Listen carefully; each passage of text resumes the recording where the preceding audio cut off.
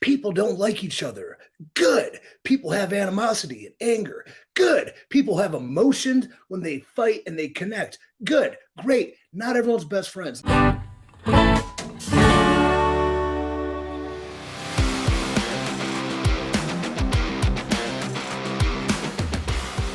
What's going on, everybody? Dr. Chris Featherstone here for yet another episode of the Wrestling Outlaws. Ladies and gentlemen, with two former world champions on the screen with me.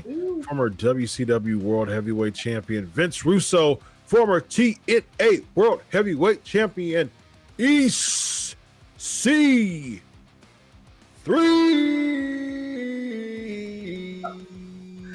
Auto-tuned Featherstone for the win. What a year. What a year. Very nice. Thank you. All right, let's shoot from the hip, ladies and gentlemen. Thank you very much. Becky Lynch and Charlotte Flair would apparently take their storyline feud personally, according to Becky Lynch's ex-boyfriend.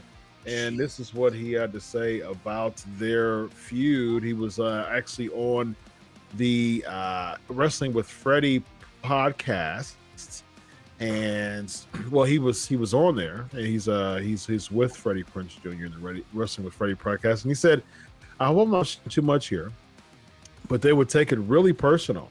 Like when her and Charlotte were feuding, I would listen to her be like, I can't believe Charlotte's actually getting mad at me. I was like, you guys do know this is a storyline, right? You guys don't have to actually be upset with each other for this to work." It does definitely seem like there was some hostility during their feud together. I'm not sure how serious it became, but there was a moment before where Charlotte, they were supposed to do that switcheroonie with the draft. They got drafted, and Charlotte just kind of tossed the belt, and Becky got upset about that. So yeah, there was some heat that was involved. So as far as the WrestleMania main event, he also said, I think it's like comedy or show business, or maybe even if you work at a warehouse or you work with Target or you work at Best Buy, you get competitive. You want the promotion or you want the raise or you want some position. So that's just the part for them. As far as just whether it's perspective on wrestling changed, why he dated Becky Lynch, he said Charlotte had a difficult time that Becky was starting to become the face of the female wrestling thing. I guess it wasn't surprising. It didn't change my perspective, but it was interesting to see how much they generally, when you struggling on the roster, it affects their personal life. EC3. So, my question to you is, did you ever get a chance to work with either one of them, and your thoughts on it getting a little bit dicey between the two of them? A little heated, a little testy.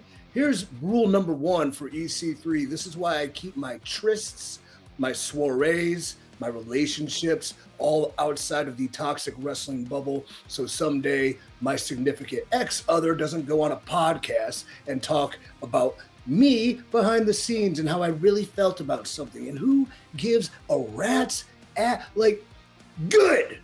People don't like each other.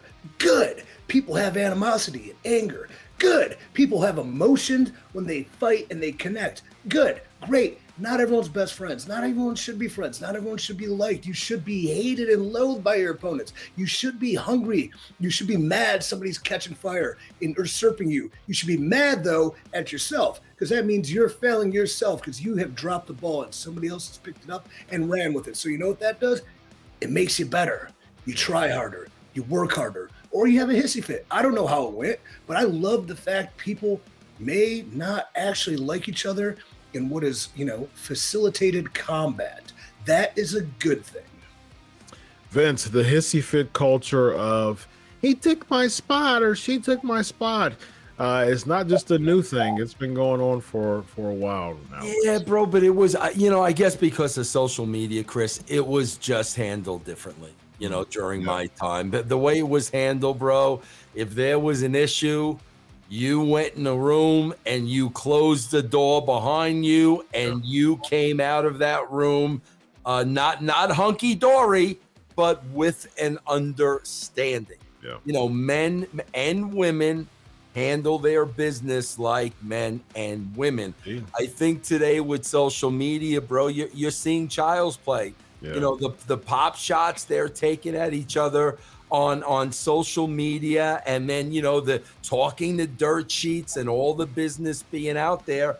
I just don't think it's a good look, man. I don't think it's a good look, because there were just as many issues back in the day, Chris, but they took care of it.